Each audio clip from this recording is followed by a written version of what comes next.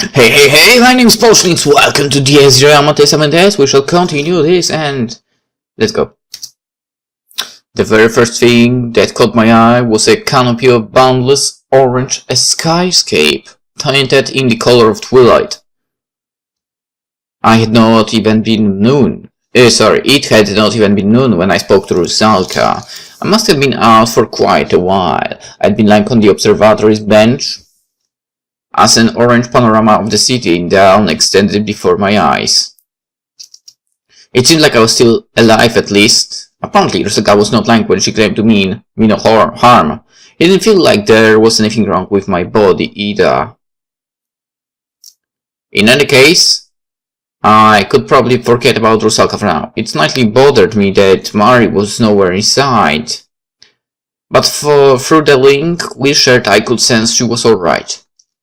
As my thoughts slowly returned to normal, I suddenly realized another problematic aspect of my current situation. How on earth did this happen? And what was I supposed to do?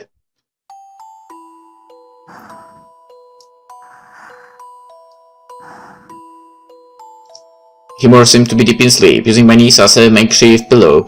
I had absolutely no idea how we ended up in this position, and I had no other option but to freeze at the sight. I felt hesitant to disturb her sleep, but above all else, the abruptness of the situation left me unable to think for a moment. At this point, it didn't matter how I managed to climb the tower in an unconscious state. Judging by the evidence, it seemed like I was in this completely defenseless state with her for hours. What went through her head during all that time? What did she feel, and what did she do? Did she spend all of this time thinking about her future as she watched the panorama of the town outside the window? Just a few days ago, she was merely another student going to the same school as me, a year older, but a good friend. Maybe not only that, yet now she looked as if she was someone else entirely. This swastika, the entire city of Sugahara, was a humorous Achlenerbe. If what Rusalka told me was true, the entire scenery outside that window was both a part of her being as well as her coffin. I could not imagine what she must have felt overlooking it from this place. It was the fate of all men to one day die, but very few of us had been given the exact time limit and the details of our demise. Were her feelings akin to that of a terminal cancer patient? No, that was likely not the case. Even those with cancer had a period in their lives where they lived free of worry like any other human being. Yet Himuro had been cursed by a time limit from her very conception. Furthermore, her fate had been fashioned so not by divine intervention but human hands. A dozen cowards had condemned her to death so they could escape it themselves. I began trembling in anger as I arrived at that thought. The voice that escaped my quivering throat was so dry that for a moment I wondered if it really belonged to me. It was perfectly normal to be afraid of death. I myself would have preferred to stay as far away from it as possible. I knew I might have to die one day, but it was like I didn't care where or how it happened. Meanwhile, they wanted immortality. Perfection? A sick joke, if I'd ever heard one. That was hardly enough of a reason to. Why'd a girl like her have to give up her life for the sake of some lunatics? No. Senpai-sa. I couldn't help addressing her. 一個だけ質問させてくれないか? I didn't mind if it fell on deaf ears, nor did I expect an answer. Still, there was this one issue I needed to bring up no matter what. 俺のことどう思います? A vague question that must have been hella complex to answer, but it was the perfect crystallization of what I felt right now. So I just found a freaking title. God damn it. I've got the pen. Part 93, if I remember correctly.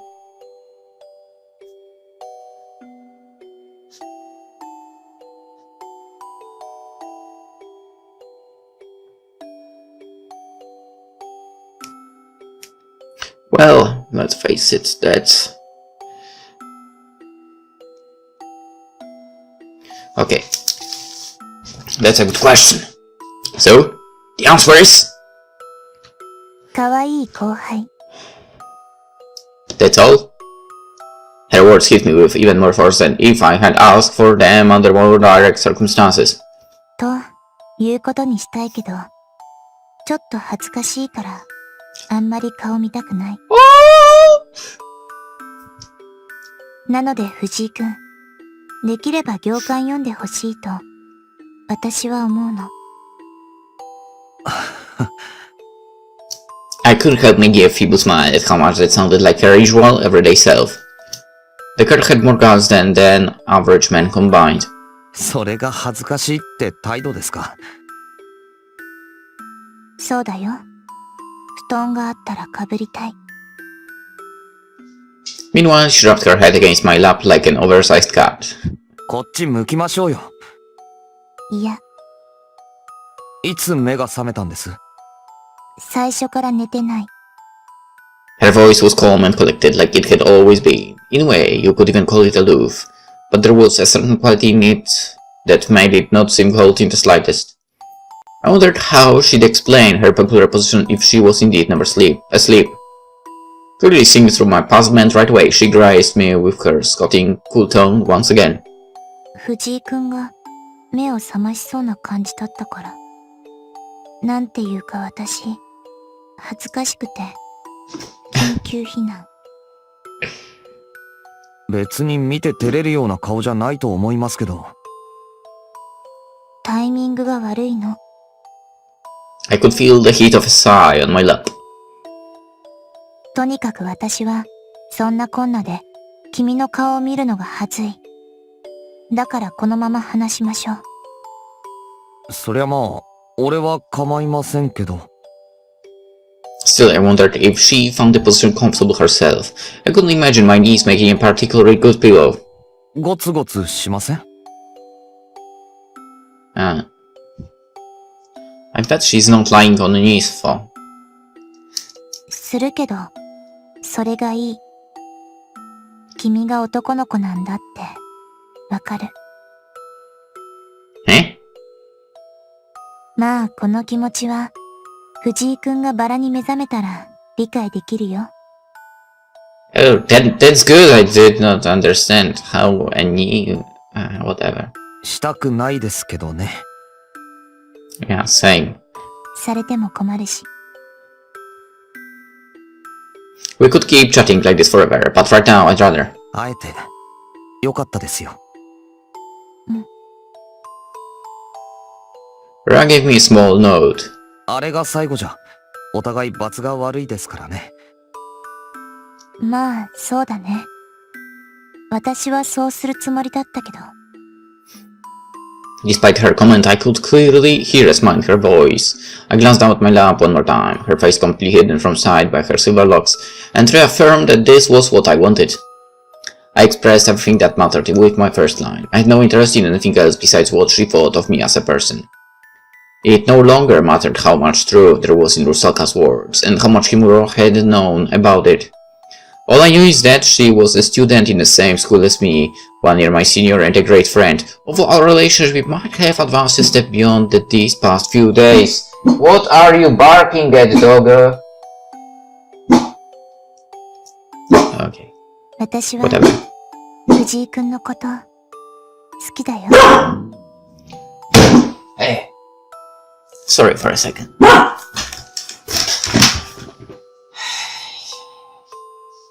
There is nothing there! Stop!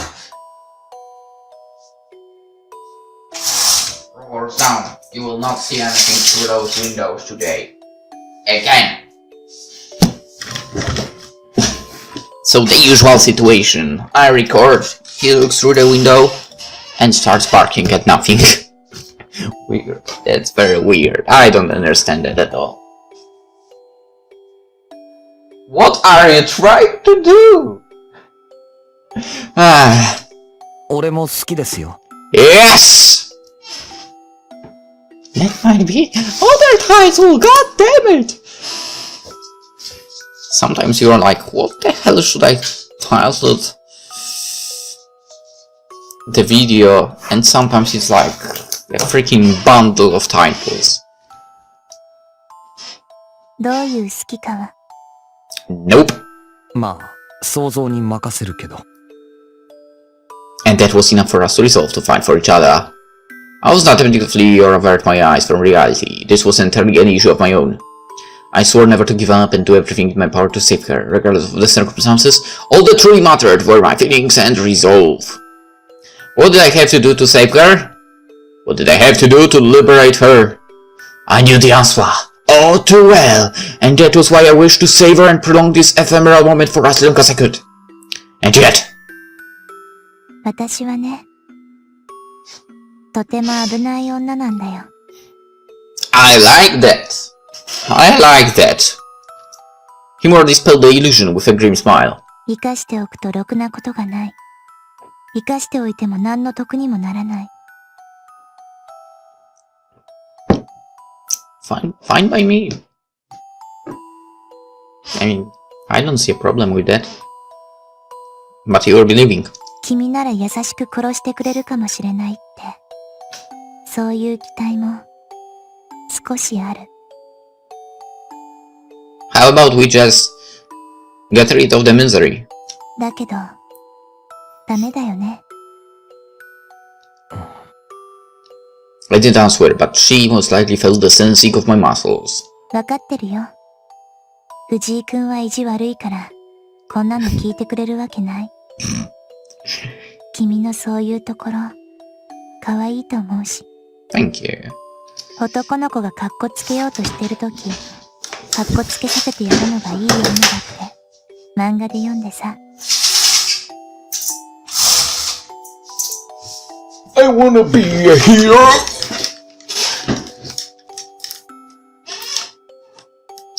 私もそれは、わかるんだけどさ。Humor paused, seemingly trying to force out her next words. お願いだから、かっこ悪くなってよ。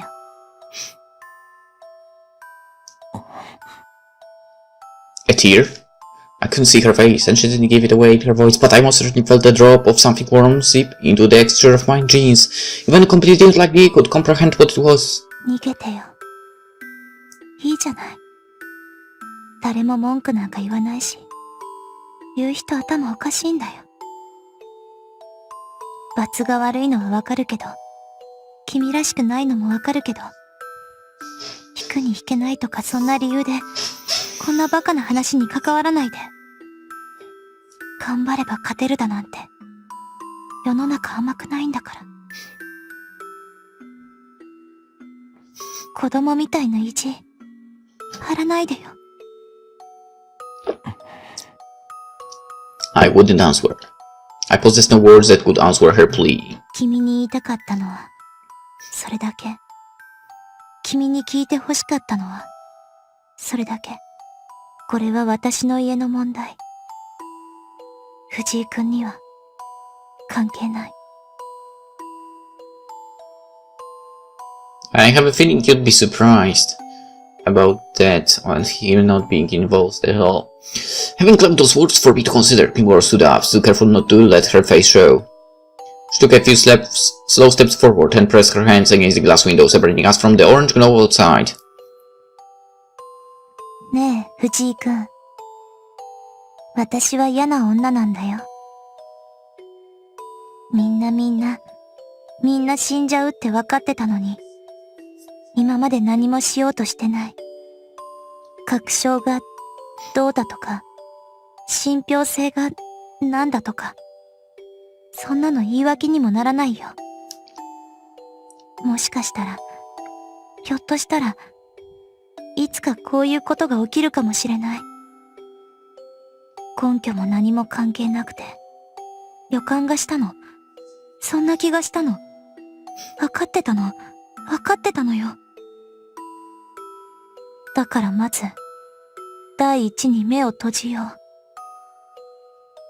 Her voice was faint but clear. She lived her life running from reality, seeing and hearing nothing, acting as if she did not know anything. 耳を塞いで、口をつぐんで、呼吸を止めて微動だにしない。心は、石みたいに堅くななまま。And so, in this way, she maintained that personal paradise of hers. 感じたくないものが多すぎて。気づいちゃいけない事実も多すぎて、閉じた輪の中だけでいい。その外側で回り続けていたものなんて、ほんの少しだって感知しないし、したくない。そうやってればね、藤井くん。She never glanced back. Her back was still turned to me like an impregnable shield. こんな私を知られないまま、みんな一緒に死んじゃうからどうだっていいやって、思ってたのよ。メメントモリ。知ってる？人間、誰だっていつか絶対死ぬんだから、そんなにジタバタ恥さらすなよって、そういう意味。That's actually a better explanation than the one I gave some time ago.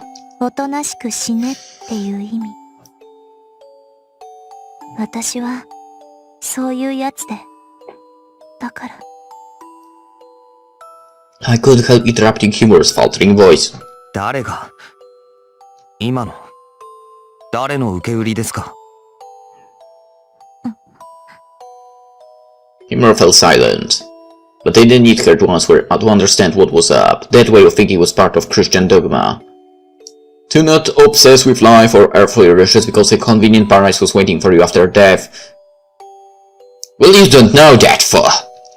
However, since suicide was forbidden in their faith, they loved war and martyrdom.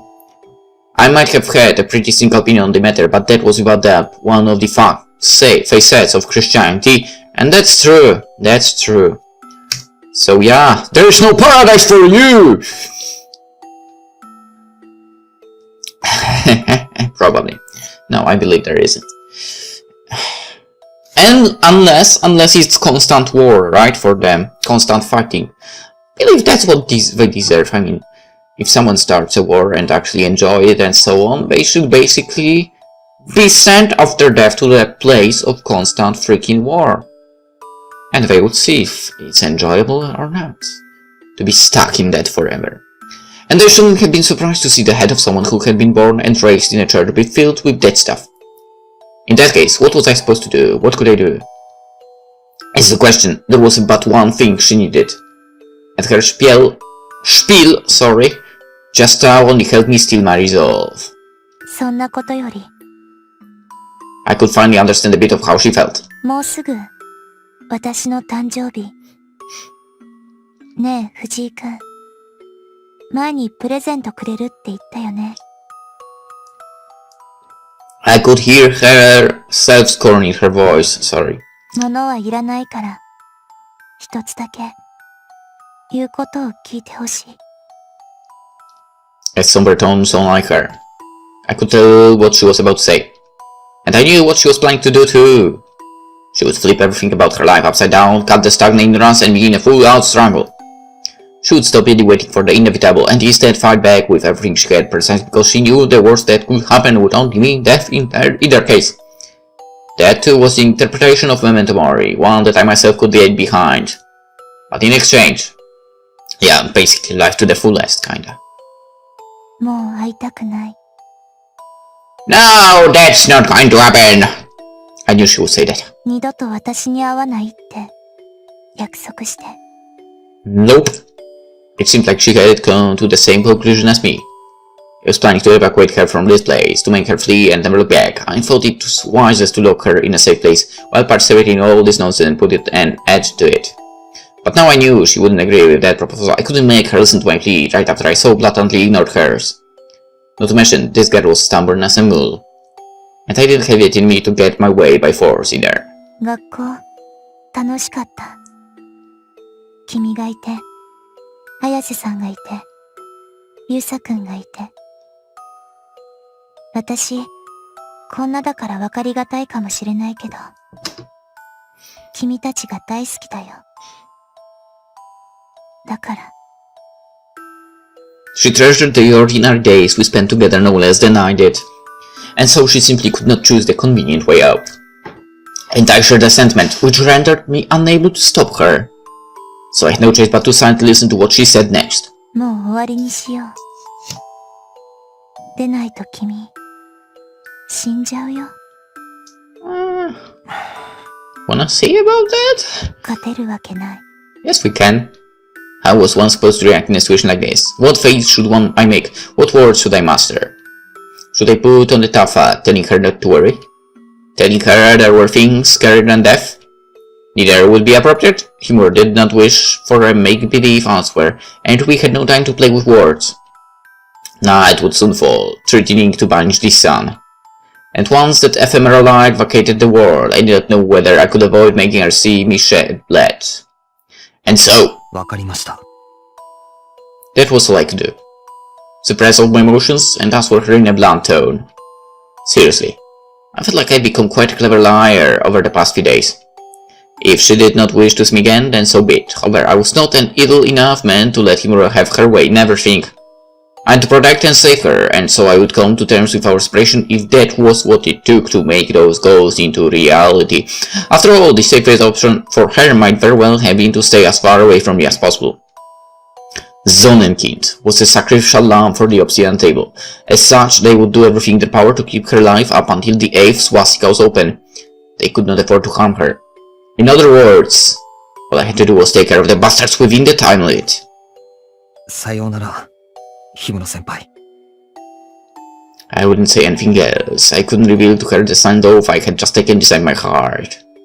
Please survive. I'll make sure to release you from your shackles. I will kill Varelia Trifa. さようなら、藤井君。That was fine. That was how it was supposed to be.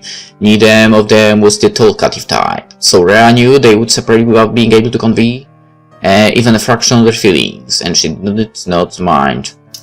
Ren wished to save her, Rhea wished for him to not get hurt. No amount of talking would make them change their minds. They were cursed to forever stand on parallel paths. Therefore, separation was the wisest choice. Both of them knew they lacked in power, and that together they would only hold each other back. In that sense, Malewo's behavior was hardly inexplicable. She likely hoped for the two to join hands in an endeavor doomed to fail. Sonnenkind, the obsidian table's treasure, and Zarathustra, their promised adversary, the two central pieces of the grand scheme. Matter and antimatter. When combined, they would turn into a devastating bomb that could go off at the slightest bump. This, their separation, was a choice born of calm, well-thought-out reasoning.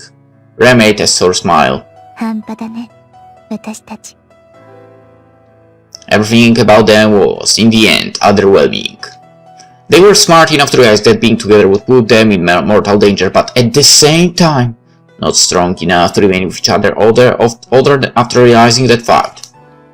Having the courage to throw away everything around would have still been something. Unfortunately, all those were but futile dreams. Rhea wished for him to at least escape alone, but she knew full well that he was not that kind of a man. He was brave, gallant, and wonderful, but also a complete fool. だからそんな君に。 She shook her head, cutting her words short. It would have been a bad idea to let anything unnecessary slip right now. If only she uttered the rest of that line, she would find herself unable to resist clinging to him. She could not have him suffer for her sake. He did not know how to back down. He responded to Rhea's proposition with mock compliance, but Rhea knew he never intended to listen and understood nothing. So this was, in a sense, a contest. Could she end this all before he did something reckless, or would he save the day before she could find a solution? Whoever proved to be faster would end up the victor. Rhea made a resolute vow in her heart she would not lose no matter what. One could hardly call the exchange that transpired a lover's tryst, but it nonetheless filled Rhea with happiness. She was glad she could meet him for one last time before the fleeting twilight of their mock repose would be consumed by the dark of night. This was most likely her first and final opportunity to act upon her own desires, to be selfish. To embrace death would only result in failure and regrets too great for words.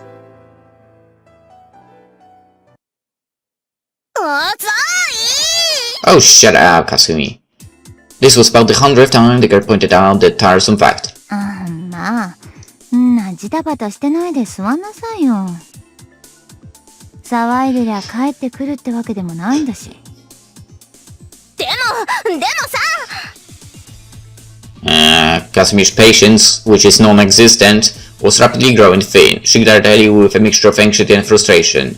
いくらなんでも遅すぎない？もう日が暮れちゃったんだよ。ありえないって。そうね。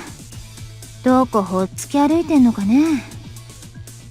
Ellie answered Kasumi's impatience with an almost refreshing display of disinterest, and in truth, she was comfortably curled up on the sofa in the center of the room, playing a video game on her phone. ちょっとそこの人さらい、真面目にやんなさいよ。って、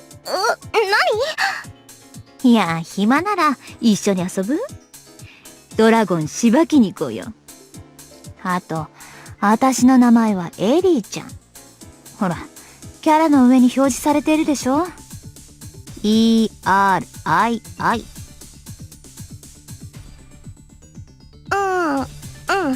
確かに、エリー。はい、かすみちゃん。そんじゃそういうことで、クエスト選ぼう？そのキャラ、プレゼントしてあげるから。これすっごいレア装備！やっぱ剣道部員としては、ポントを極めないといかんでしょ。でも私は、ハンマー振り回してガツガツやるのが好きなんだけど。じゃあ、ドラゴンやめて、ヤドカリいじめに行く？いいね！あれぶっ壊すときスカーッとし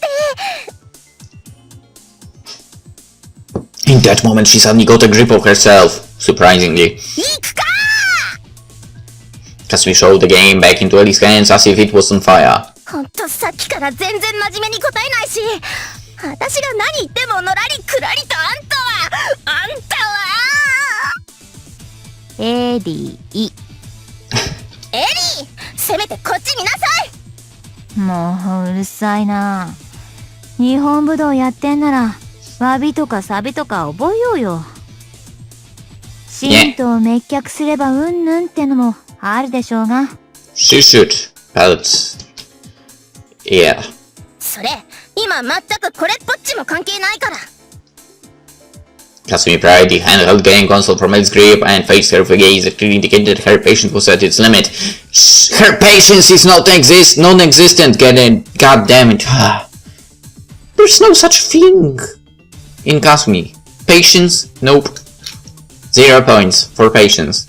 いきなり人んち来て、問答無用でバキュンと一発さらってくれたのはまあいいよ。まだお腹痛いし、指先ちょっと痺れてるけど、それはまあいい。聞いたっしょ、あのスタンガン。思い出すと腹立つから黙ってなさい。 Aren't you already a bit mental?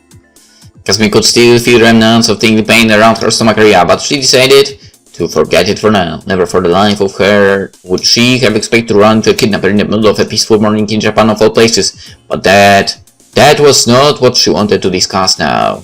で、ここに来るんじゃないの？ Oh my. 来るだろうとは思うんだけどね。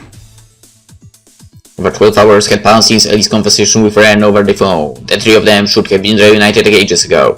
Yet here they were, hours later, and he was still a no-show. The two girls had nothing to do but kill time as they waited for him to arrive. まあ、確かにちょっと遅すぎるか。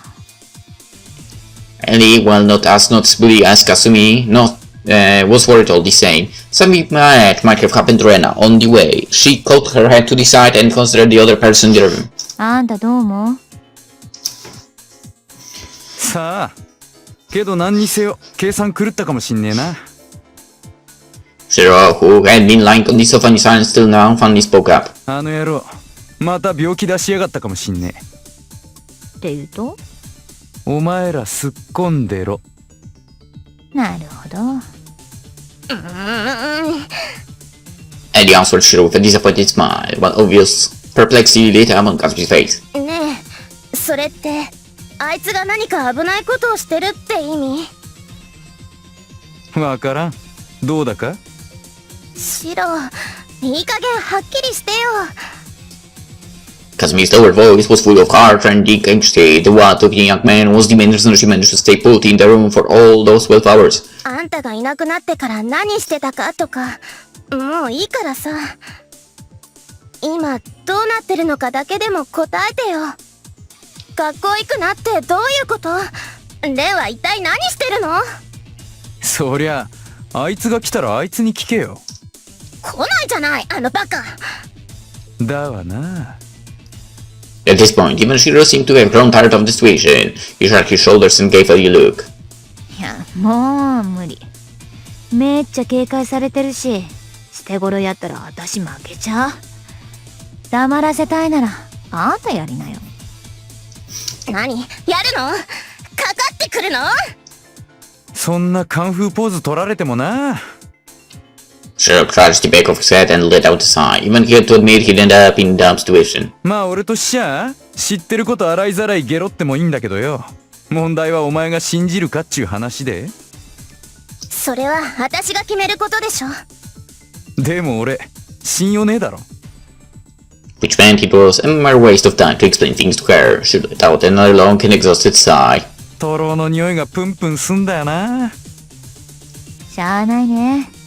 日頃の行いが悪い。だもんで今はそのネタ保留にしない？ It would certainly have been a lot easier for Kasumi to trust Ren's word, but she had no guarantees he was truly coming, and it was not clear whether he would tell her anything even if he showed up.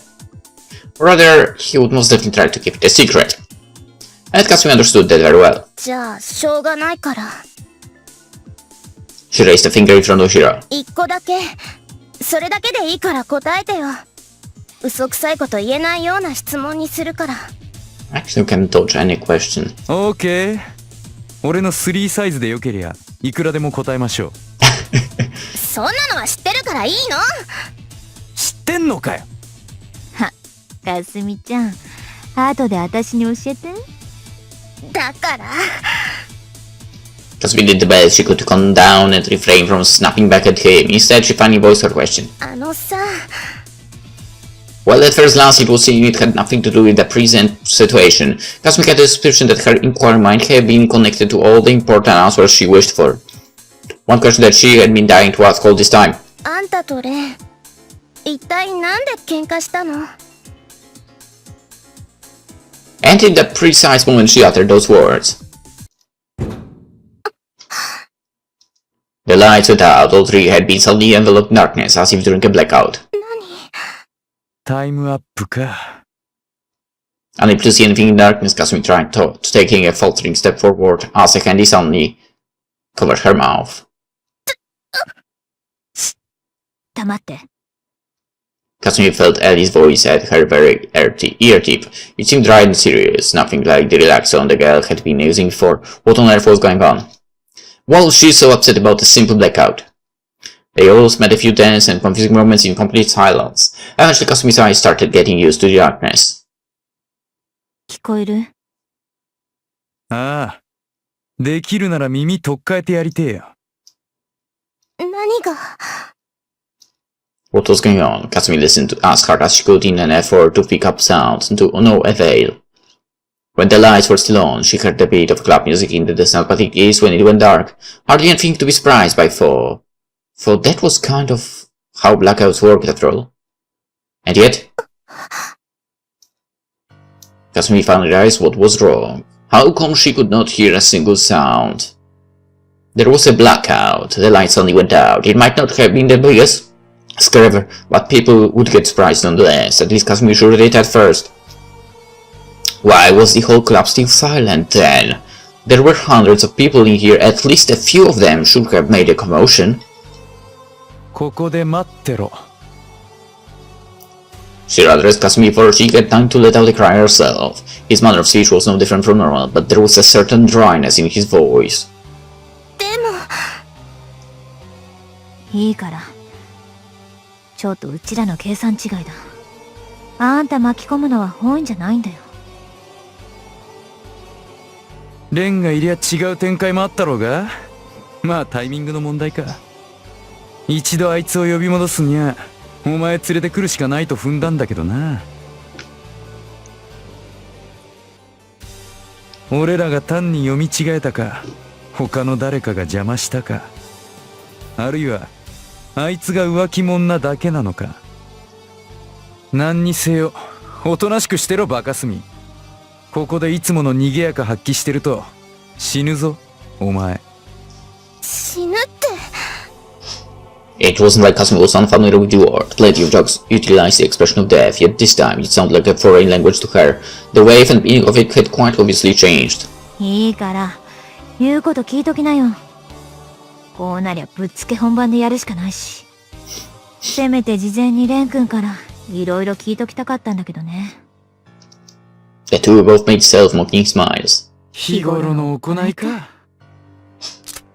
Then pulled out something from inside their jackets. Kasumi felt lightheaded as she realized what those were. And big ones too. Like they were straight out of a movie that quite exceeded the limit of any jokes Kasumi knew. After all, those were quite real. Despite having knowledge of guns whatsoever, she could at least declare that one back with confidence. Yet it wasn't the presence of guns that shocked Kasumi, but rather the situation that made taking them out necessary. 本当に冗談じゃないんだ。The cold, hard reality that someone or something that warranted little firepower had been on its way to this place. And the two were ready to fight it. ダメだよ。そんなの逃げようよ。どうやって？ And he dismissed Kasumi's proposal in a heartbeat. 出口はそこだけ。で、抜けた先はホールまでの廊下一直線。袋のネズミだわ。虎穴にいらずんばって言うでしょ。そりゃ言い得て妙だな。孤児もらいたいから胃袋に突っ込めと。まあ食あたりくらい起こさせてやろうよ。そうすっか。The shoulders of the two suddenly vanished from Kasumi's side. It appeared like a vague duct. And in that moment the door serving as their sole means of escape opened with an ominous creak. Kasumi cursed her own witlessness, fervently hoping that it was help, Rain or someone else on their side, that had come. Expecting to see her rescuer, she peered straight at what had appeared in the doorway, and pressed to ascertain its identity. The sight of the thing that met her gaze would have made anyone's mind spit into insanity. She felt as if she had been looking straight into the jaws of a werewolf, a monster with human limbs, but the beast's nature returned her gaze. Pierced by its veiled pair of eyes, Kasumi could not muster as much as a scream. It was neither a mask nor a real wolf, but a stuffed head. Kasumi could not imagine how that could have happened, but it seemed like the stuffed head of a wolf had been attached to the decapitated body of a man. What? In short, a mutilated corpse was walking around. Okay, so basically you are talking about Kine? Its eyes, which one would expect to be lifeless beds of glass, glowed and ripped like simmering embers. Is that Tubal Kine? No way. No way. This is impossible! Impossible! Headless bodies didn't move, stuffed animal heads didn't grow. Not even at the brink of madness could Kasumi acknowledge the logical stake, scouring the dead body, controlling it as if it were alive. Or is it Wilhelm? It looked almost like a crude clay figure made by a child. The only difference was that the stakes serving as its bones had a will of their own. Yeah, stakes, yeah, makes sense. Wilhelm. The wolf jaws opened and closed, making the kind of dreadful sounds it should have never been able to. Despite knowing the scene would haunt her nightmares, Kasumi couldn't help but listen closely to what the beast mouthed. Yep, it's him! Let's play a game together. And in the next moment... Yep, that's definitely his laughter. The makeshift monster exploded with a deafening cackle.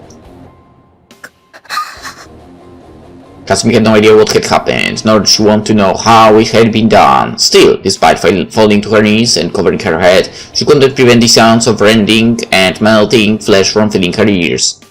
Unable to cope with the situation anymore, Kasumi recalled that the most dangerous part of a grenade was not the actual explosion, but all of the shrapnel piece of destroyed matter that would follow in its wake. Yep. That crude makeshift werewolf was a bomb. A messenger, a demonstration, an ironic gesture towards the prey, all merely a sick joke that bared by a twisted mind. There was no way, of course, for Kasumi to realize that. 意外と根に持つ野郎だな。Kasumi regarded Chihiro, firm on his feet and seemingly fully aware of what was going on, with complete and utter bewilderment. いいから、お前はおとなしくしてろ。すぐ戻ってくるから、かすみちゃんは隠れてて。Bits and pieces of gore from the dreadful explosion were hanging off Ellie and Shiro's clothes. Unbeknownst to Kasumi, all three of them might have equally been covered in blood. ダメ、言っちゃダメだよ。Kasumi was thoroughly confused as to what was going on, but she knew the two would not come back if she let them go now. Well, it's not like she has the foreknowledge. The whole situation was too surreal. So preposterous she almost laughed out loud. She felt certain of but one thing, that this place was devoid of all common sense, or that she would consider normal. 逃げよう。相手にしちゃダメだって。Again! Where do you want to run to, damn it? Where you want to run to? Is him as well! だから、この先一本道だって言ったじゃんよ。もうだいぶ前になるけどね。名前が底なし穴だからって、非常口をみんな潰しちゃったんだわ。当時はシャレの一環だったみたいだけど、結果として、ここの奴らが自分で棺桶作っちゃったことになるのかな。それが偶然かどうかはさておき。Shiro flashed a derisive smile. まあ、面白いよ。俺がそんなお手軽いモブかどうかは、すぐわかる。ともかく、これご指名だからな。行くしかないだろう。Kasumi had no idea what the two were blubbering on about. It sounded almost like they were discussing fatalistic philosophy, but rather than waste time listening to their nonsense, she had figured out a way to stop them. Kasumi would never allow the two to rush to their deaths. If escape proved impossible, that left her with but one choice. 私も行く。 Oh my god! She couldn't be more stupid! You will be freaking... problematic there, god damn it. You will be freaking interfering them there, Kasumi. Astonishment controlled the face of her companions, but regardless of what looks they gave Kasumi, Kasumi would not back down. 私も行くから。それ、他にもあるなら貸してよ。I wouldn't do that. She might kill the two of you that way. え？いや、Don't do that. ないなら鉄パイプでもいいから。Where will they get that? Rather, that might have been the smart choice to begin with. If a vicious battlefield waited her in the door, it was probably a better idea to bring a weapon she had been accustomed to. ないの？じゃあちょっと待ってて、作るから。Out of what? Kasumi glanced around the room, looking for something to use it. It would have been perfect if they had a baseball bat, but it didn't seem like they did. The best she could think of was dismounting a chair and using one of its legs as a weapon. Yeah, that's a great weapon for sure. There were no tools around, but Kasumi figured she was strong enough to break the leg of a punny chair.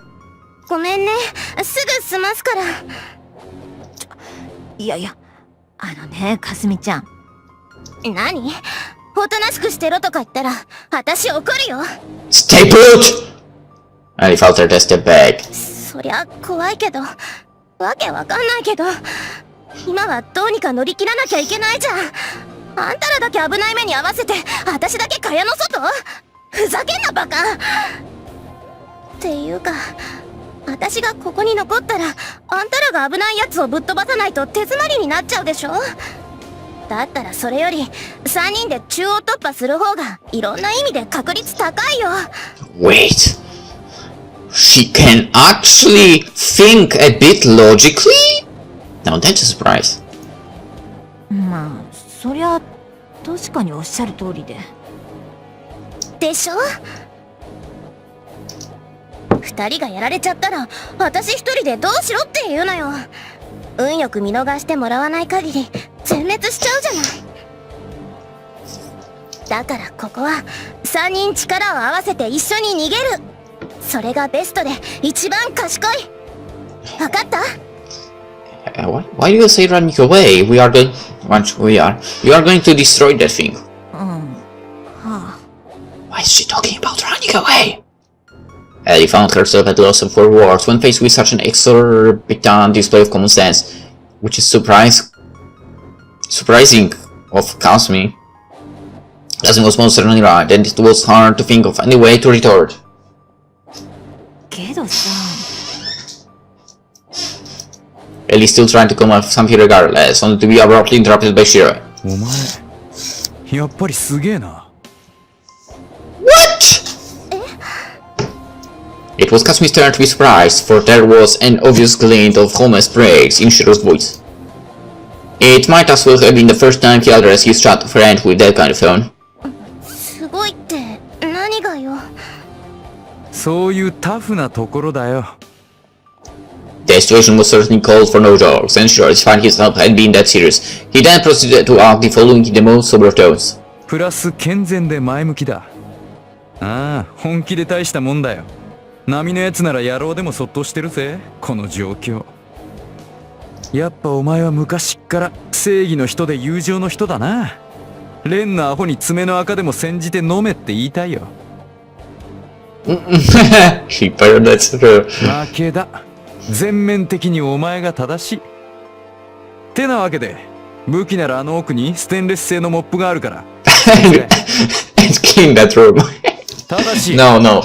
無茶だけは絶対すんなよ。Okay. Maybe I missed. Wait, what was the word? Maybe I'm underestimating her. We'll see. Kasumi existed, hesitated for a few seconds, blindsided by the sudden and unexpected support, but eventually went for the mop. だよね。そうだよね。 So it looks like she only goes gutsy and tough when someone disagrees with what she says. When you agree, she goes, what? Her smile had been somewhat awkward, but what could she do? It was very much true that she felt scared, and the memory of the gruesome scene from before still lingered in her mind.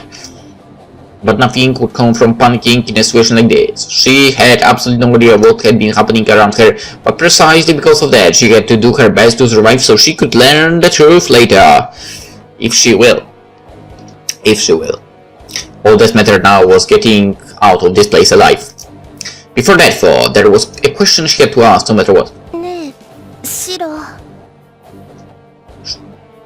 She voluntarily stopped in front of the closet with him up. It was the very same question that the blackout had interrupted. Something they had discussed face to face. あんたとレンが喧嘩しちゃった理由って。 He answered the question, however, わかんねえよ。 came back in the obscure and was followed by a swift impact to the back of her head. I thought I saw that coming. Shiro's words reached Kasumi before she had the time to comprehend what had happened. 実際本当にわかんねえんだ。いや、表面的な理由なら説明できるぜ。でもお前が知りたいのはもっと深い、そもそもの原因についてだろ。 It was unclear whether Shiro had botched his attack or if Kasumi managed to partly dodge it, but she did not lose consciousness right away. As her mind descended deeper and deeper into slumber, she could still make out of some of Shiro's words, and even form her own. 11年前。ああ、 The inception of it all, the day the fuse was lit. But then why did he choose to ignite it? わからねえんだよ。本当にわからない。お前には悪いと思うけどよ。マジで未だに意味不明なんだ。すまねえな。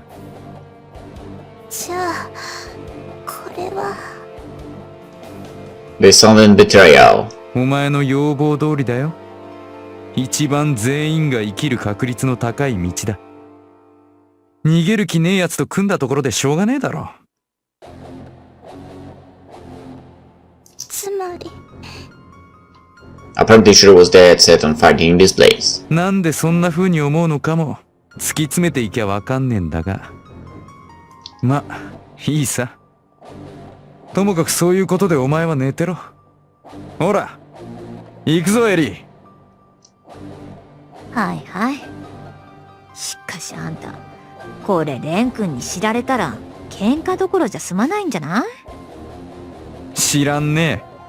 けどあいつにだって落ち度はあるだろなんか私はあんたが喧嘩したがってるように思うんだけどさ。かもな。でも本当にわかんねえんだよ。なんでこう俺がやりたいようにやると決まって。Kazumi don't make out any more words past that. Wait for me, you jerks. Why was she always so reckless? Both 11 years ago and 2 months ago. All of Shira's actions would invariably put an end in Ren's world. It was not like the two were on bad terms, nor were they actively trying to destroy the lives of the other. Yet all of their quarrels would always end in Ren's suffering. So Kazumi, who had kept an eye on the two from early childhood, could just predict that they were once again in a similar situation. The most efficient way for them to survive? Well, sure, he might as well have been right. If he had no intention of running to begin with, he might have had no other choice but to put her out of the picture. Still, ダメなんだよ。 this did not bode well for anyone, Kazumi could only see it going very bad. She had been too afraid to utter or even think of the fact that ようお嬢ちゃ if Shira and Eddie both lost, ん一度会ったな覚えてるかい then we had no reason to let her go, nor did she have any means of resisting her current paralyzed state. The truth dawned upon Kazumi with raw and undiluted terror.